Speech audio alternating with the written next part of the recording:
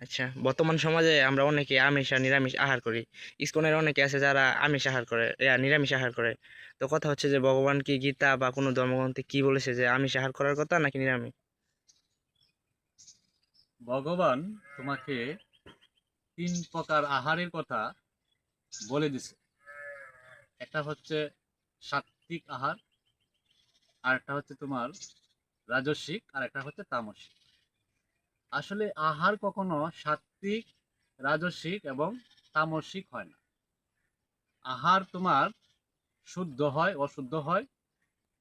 হ্যাঁ, তারপর তোমার এই আহারটাই অতি ঝাঁঝালো হয়। এই 3 প্রকারের আহার আমরা গীতার মধ্যে পাইছি। কিন্তু 3 প্রকারের ব্যক্তি পাইছি আমরা, 3টি গুণের অধিকারী। যেমন সত্য গুণের অধিকারী যিনি, তিনি হচ্ছে সাত্বিক ভাব থাকবে তার মধ্যে। আর যিনি অহংকারী, হালকা ধর্ম জানে বা ধর্মও জানে কিন্তু অহংকারী, তার মধ্যে রজগুণ বেশি, সে রাজস্বিক খাবার খাবে। আর যে কোনো ধর্ম জানে না, কোনো জ্ঞান নেই, বিবেক নেই, সবসময় অন্যের কথাই চলে, সে হচ্ছে তমগুণের অধিকারী। আর সে ভালো মন্দ বিচার করতে পারবে না, সে সবসময় তামসিক খাবার খাবে। এখন ভগবান বলছে গীতায় 17 অধ্যায় 8 নম্বর শ্লোকে বলছে, যে সমস্ত আহার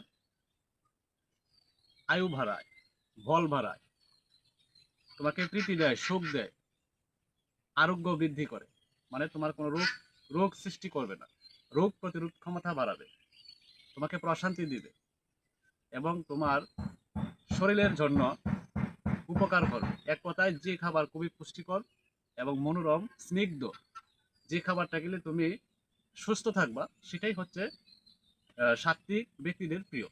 এই খাবারগুলা সাত্বিক ব্যক্তিরা গ্রহণ করে, যারা এই সত্যগুণের অধিকারী, তারা এই সমস্ত খাবার গ্রহণ করে।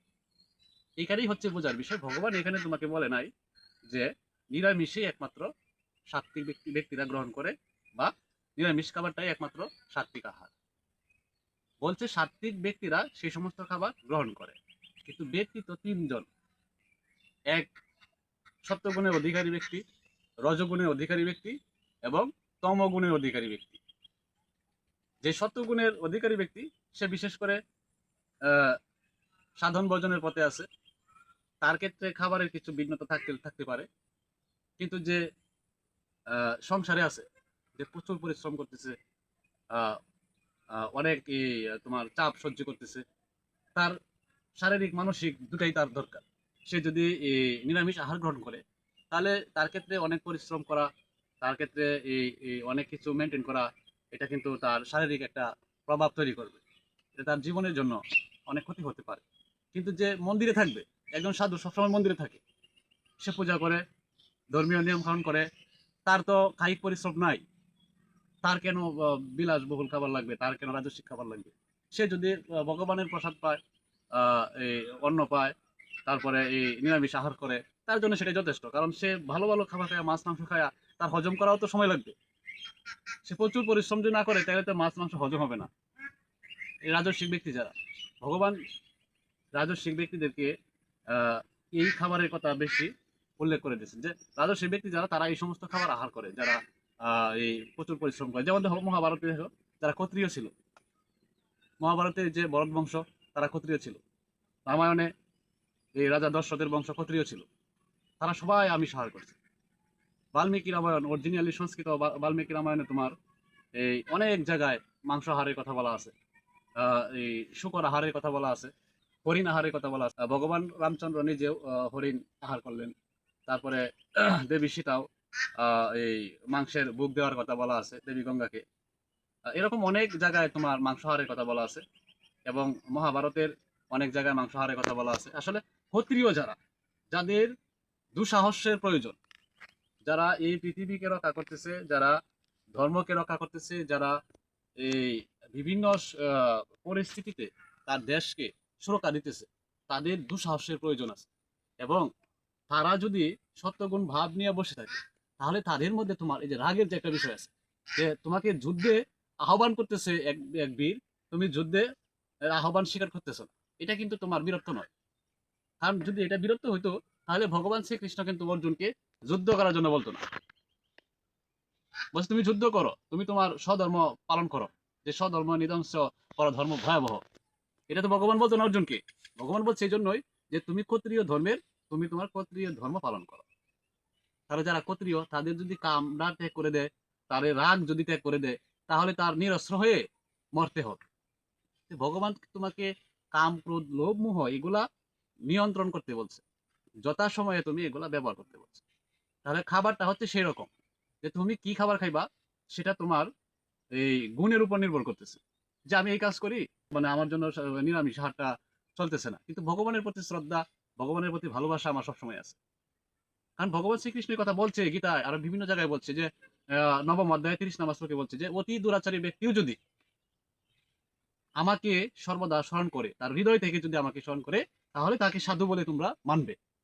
অতি দুরাচারী ব্যক্তি বুঝো, যে বিভিন্ন সময় মানে এক আধারে যে সবসময় পাপই কাজ করে যায়, শুধু পাপ করে যায়, শুধু পাপ করে যায়, সে কোনো ভালো মন্দ বিচার করে কাজ করে না। এই ব্যক্তিও যদি ভগবানকে অন্তর থেকে ডাকে, তাহলে ভগবান তাকে ক্ষমা করে দেয়। এখানে আহার বিহারের বিষয়টা এত গুরুত্বপূর্ণ না।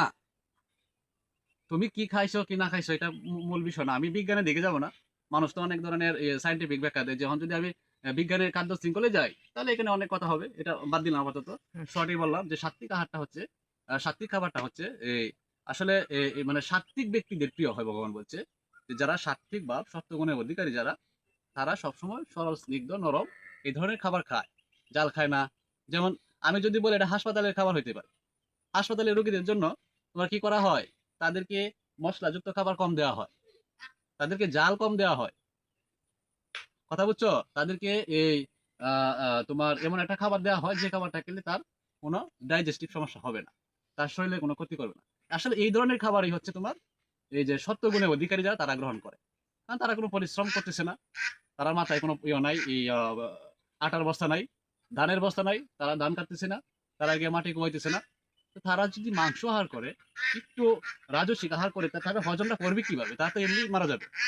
যার মধ্যে যে গুণ, সে সেই সমস্ত খাবার গ্রহণ করবে। কিন্তু ভগবান এখানে আমিষ করবে, মাছ খাবে না, কি নিরামিষ খাবে, এই ধরনের কথা ভগবান বলে না। ইসকনরা অনেক বড় একজন তারা সংগঠনের মানুষ, তারা অনেক ভালো জানে বুঝে। তারপরে গৌড়ীয় বৈষ্ণব যারা, তারাও নিরামিষ আহার করতেছে। আসলে যারা সাধন ভজনে আছে, তাদের কাজই শুধুমাত্র সাধন করা, ভজন করা, তাদের ক্ষেত্রে খাবারের বিষয়টা অন্যরকম হতেই পারে।